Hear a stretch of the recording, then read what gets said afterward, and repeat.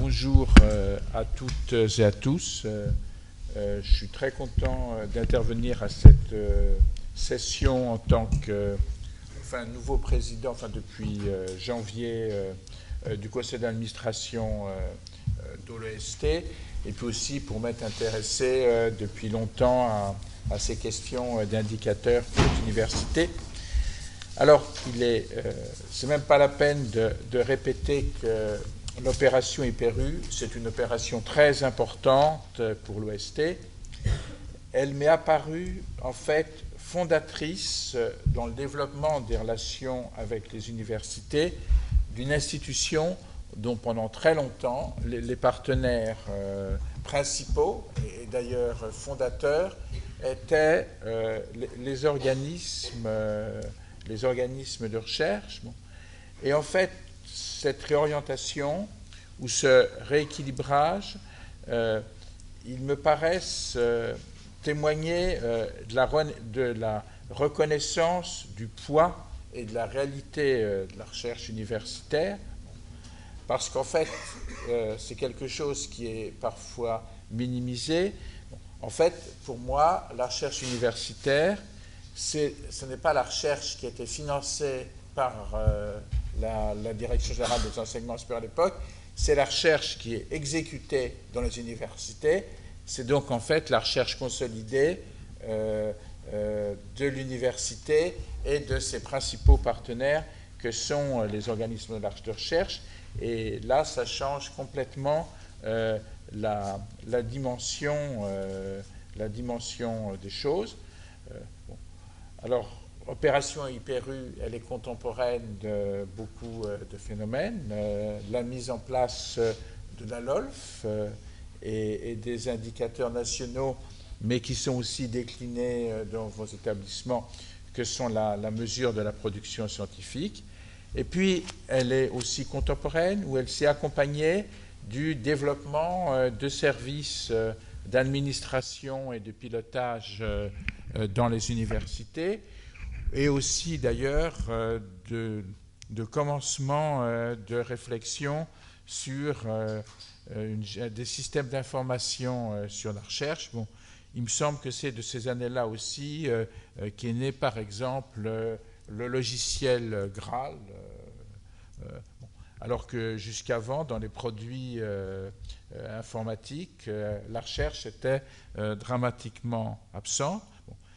Et puis, l'opération IPERU, elle est aussi intéressante parce qu'elle aide à l'apparition ou au développement d'utilisateurs compétents dans les universités que vous êtes. Bon.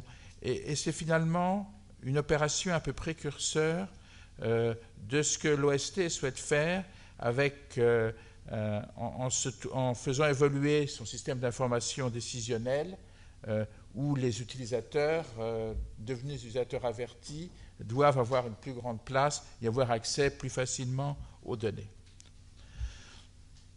Alors, une opération qui est à l'initiative au départ de l'administration centrale, puisque je crois que la demande a été faite par le DGES de l'époque, Jean-Marc Monteil, mais c'est, de mon point de vue, une opération qui doit s'adapter de plus en plus aux besoins des établissements. D'abord parce que tous les établissements n'ont pas les mêmes besoins. Cela peut varier en fonction des prédominances disciplinaires, en fonction aussi du poids de la recherche dans l'université ou des relations avec le monde économique. Et puis, il y a une diversification des besoins potentiels d'utilisation de ces indicateurs.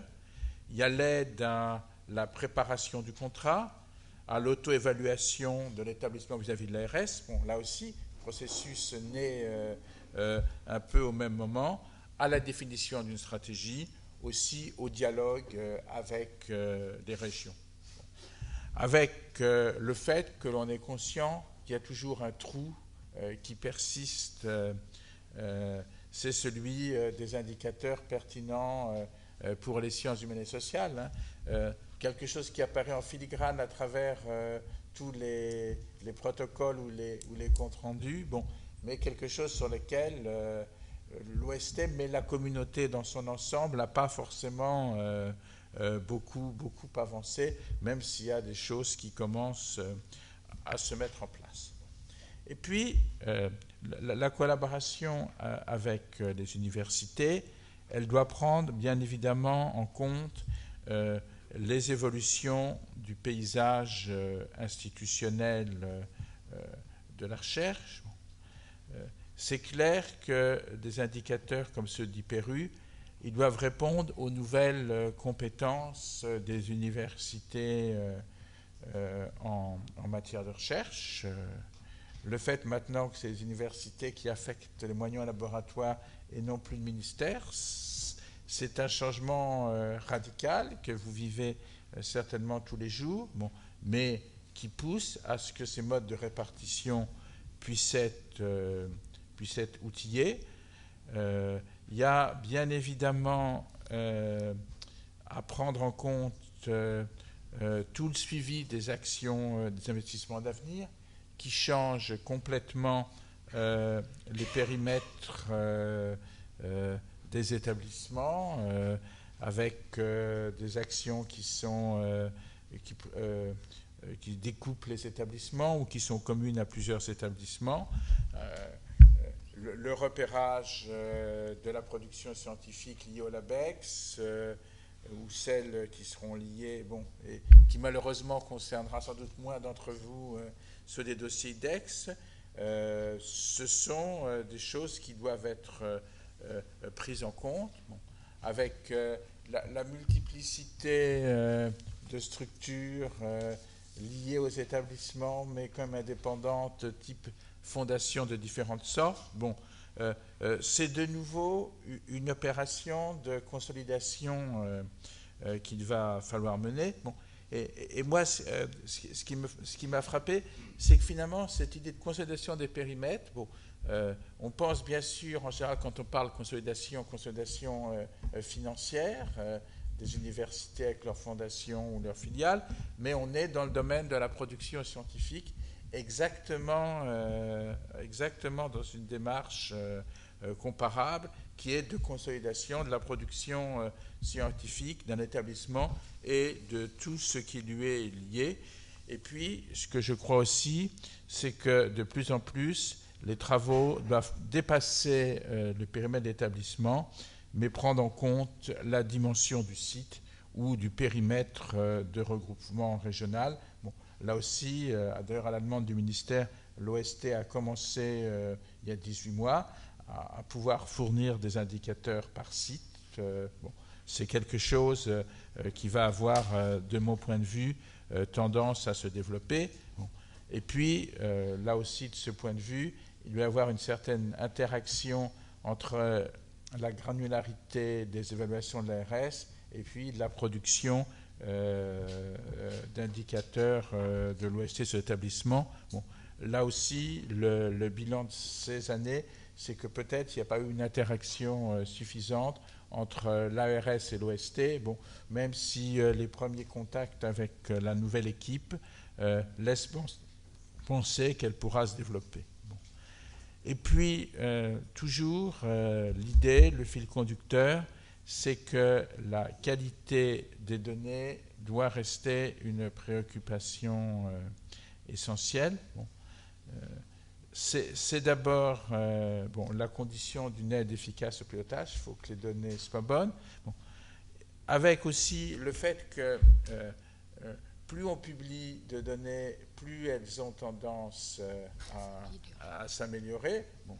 C'est vrai que tout le travail fait par l'OST avec vous a permis d'améliorer considérablement le repérage des publications scientifiques des établissements. Bon, et je crois que malgré la complexité du système français d'identification, mais je crois que cette amélioration, on l'a vu avec des présentations d'autres pays, dès qu'on s'attaque sérieusement au problème, on s'aperçoit qu'il y a une part perdue de publication qui est importante et qu'on peut arriver à réduire.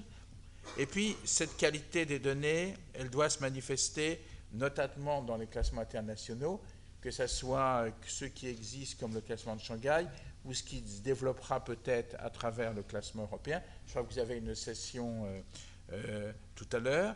Bon, il y a eu des progrès dans le problème du repérage des publications, mais pour donner un autre exemple qui n'est pas actuellement dans le champ des indicateurs IPRU, dans les classements internationaux sont demandées souvent des données de ce qu'ils appellent le staff, c'est-à-dire sur le potentiel scientifique de l'établissement. Bon, et on s'est rendu compte que dans le classement de Shanghai, il n'y avait rien de très détaillé ou de très sérieux fourni à l'équipe de Shanghai. Bon, c'est aussi une piste de réflexion possible d'amélioration. Et je vous souhaite, bon, je vais assister aux travaux de la matinée,